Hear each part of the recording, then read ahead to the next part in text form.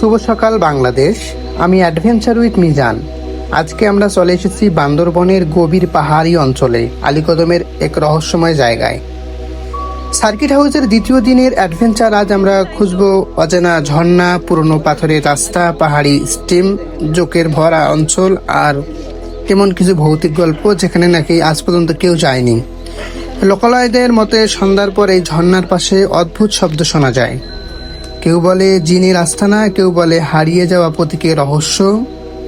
আর আজ আমরাই প্রথমে এই জায়গা এক্সপ্লোর করতে যাচ্ছি।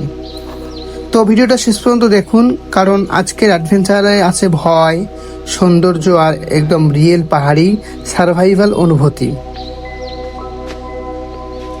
সকালে ঠান্ডা বাতাস, চারিপাশে পাহাড় আর মেঘের অসাধারণ কম্বিনেশন। সার্কিট হাউসের বারান্দা থেকে নিচে তাকালেই মনে হচ্ছে যেন পুরনো পৃথিবীটা সবুজ চাদরেই ঢেকে গেছে আজকের ম্লান।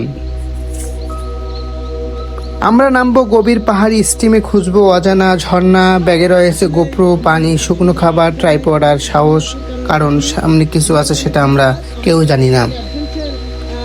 পাহাড়ের উপর থেকে সার্কিট হাউসের যে ভৌতিক কাহিনী আমাদের হৃদয়কে বারবার নাড়া দেয়।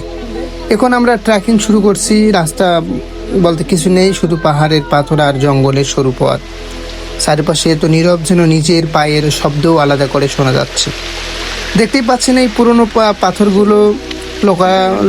লোকালয়ের লোকগুলো বলে অনেকে বছর আগে এই রাস্তা ব্যবহার করতো পাহাড়ি মানুষ আর কাঠ ব্যবসায়ীরা, কিন্তু এখন এই জায়গা পুরোপুরি পরিত্যক্ত। আসলে ঝর্ণার যে স্রোতধারা আমাদের হৃদয়কে বারবার জাগ্রত করে। আসলে আমরা গ্রুপের যারা গেছিলাম, একজন আপু এবং আমরা ভাইয়েরা সবাই মিলে গেছিলাম। আসলে বান্দরবনের গহীন অঞ্চলে এই যে সৌন্দর্য বা স্টিম লেভেলের যে অ্যাডভেঞ্চার, এটা সম্ভব হয়েছে আমাদের মাউন্টেন ট্রেকার্সের সাথে গিয়ে। আসলে যোগ, আমরা জানি যে যোগের যে আস্থানা, এটা বর্ষাকাল থেকে শুরু করে সবসময় পাহাড়ি অঞ্চলে যেখানে পানির প্রবাহ থাকে সেখানে যোগের একটা আবির্ভাব থেকেই থাকে। অবশেষে আমরা পৌঁছে গেছি সেই অজানা ঝর্ণার কাছে। ওয়াও, ক্যামেরায় হয়তো পুরো সৌন্দর্যটা ধরা যাচ্ছে না, কিন্তু বাস্তবে এই জায়গাটা একদম অন্যরকম। উপরে পাহাড়, চারিপাশে বিশাল পাথর আর মাঝখান দিয়ে নেমে আছে বরফ ঠান্ডা পানি। সবচেয়ে অবাক করার বিষয়, এই জায়গায় মানুষের কোনো চিহ্ন নেই, না প্লাস্টিক না পর্যটক, শুধু প্রকৃতি আর প্রকৃতির শব্দ, ন্যাচারাল ভিউ। এখন বলি এই জায়গায় সবচেয়ে রহস্যময় গল্প। লোকালয়েদের মানুষের কাছ থেকে শোনা বা শুনলাম যে কাহিনীটা অনেক বছর আগে নাকি কয়েকজন এখানে এসে রাতে পার হয়েছে ফেলেছিল, তারপর থেকে সন্ধ্যার পর কেউ এখানে আসে না। অনেকে দাবি করছে রাতের বেলা ঝর্ণার পাশে মানুষের কান্নার শব্দ শোনা যায়। আবার কেউ বলে পাহাড়ের উপরে সাদা ছায়া দেখা যায়। সত্যি না মিথ্যা জানি না, কিন্তু জায়গাটার পরিবেশ সত্যি অনেক ভৌতিক। এখন আমরা নামছি স্টিম লেভেলের এই অংশে সবচেয়ে বিপজ্জনক, কারণ পাথরগুলো অনেক পিচ্ছিল আর ঝর্ণার যে অনুভূতি আমাদের হৃদয়কে বারবার জাগ্রত করে। আমি অ্যাডভেঞ্চার উইথ মিজান পাথরে বসে সৌন্দর্য উপভোগ করছি। আসলে এই পানির ভেতরটা হাঁটাও অন্যরকম একটা ফিল। আসলে এই ঝর্ণা দেখলে আমার মনটা আনন্দে ভরে যায়। আমি ভ্রমণপিপাসু মানুষ, আমার দুঃখ নেই। আমার দুঃখ একটাই, আমি বিভিন্ন ধরনের ট্রাভেলিং এবং যে ট্রেকিংয়ের মাধ্যমে নিজের জীবনটাকে অতিবাহিত করে দেবো। আসলে ভালোবাসা বলতেই ট্রেকিং, হাইকিং, অ্যাডভেঞ্চার, এটাই আমার জীবন। আমি অ্যাডভেঞ্চার উইথ মিজান। আমার পেজটাকে আপনারা সবাই ফলো দেবেন এবং আমার এই চ্যানেলটাতে পাবেন বান্দরবনের সৌন্দর্য, গহীন অরণ্যের ভালোবাসা, জীবন জীবিকার তাগিদে একটা ছেলের ছুটে চলা অবিরাম। আসলেই জীবনটাকে আমরা যেভাবে উপলব্ধি করতে চাই, আসলে সেভাবে উপলব্ধি করা সম্ভব নয়। কেননা পাহাড়ের পথে হাঁটতে গেলে আমরা যতই গুছিয়ে কথা বলার চেষ্টা করি না কেন, আমরা কিন্তু এর সৌন্দর্যটাকে উপলব্ধি করতে পারবো না। কেননা জীবন যখন থমকে দাঁড়ায়, হৃদয়ের পথে পানি, বাংলার পতাকা হাতে নিয়ে অ্যাডভেঞ্চার উইথ মিজানের ছুটে চলা বিশ্ব ভ্রমণে। আসলেই জীবনের প্রতিটি ক্ষণে ঝর্ণার পাদদেশে দাঁড়িয়ে ভালোবাসার যে অকথিম আভা যেটা তৈরি করে দেয়, সেটা হচ্ছে যে ইতিহাস ঐতিহ্যের যে প্রাণবন্ধু, যে কল্পকথার মধ্যে আমরা নিয়োজিত, সেটাকে আমরা সঠিকভাবে এক্সপ্লোর করতে পারবো না। কারণ আমাদের জ্ঞান পিপাসু মানুষদের জ্ঞানের যে সমাহার, প্রকৃতির প্রতি অপার ভালোবাসা, নৈসর্গিক সৌন্দর্যে আমরা বারংবার হারিয়ে যাই। ঝর্ণার পানি যেমন আমাদেরকে শেখায় ছড়িয়ে পড়ার বা স্রোতস্বিনীর মধ্যে যে সৌন্দর্য, অন্যকে হাসার যে আনন্দ অনুভূতি, সেটা আমরা ব্যক্ত করতে পারবো না। কারণ ঝর্ণার পাশে দাঁড়িয়ে যে জিনের যে একটা প্রবাহ বিদ্যমান, সেটা তো আমরা জানি। ভৌতিকতার যে অপার দৃশ্যি, এটাও আমরা জানি। জীবনে চলার পথে ভালোবাসার যে সুন্দর, হৃদয়ের অক্তিম স্মৃতি সাধনের যে প্রচেষ্টা, এটা বারবার প্রতিলক্ষিত হয়।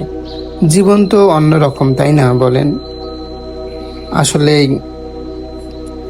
একটা কথা আমরা সবসময় জানি, ভ্রমণ প্রত্যেকটা মানুষের জীবনে একটা আনন্দ খুঁজে দেয়।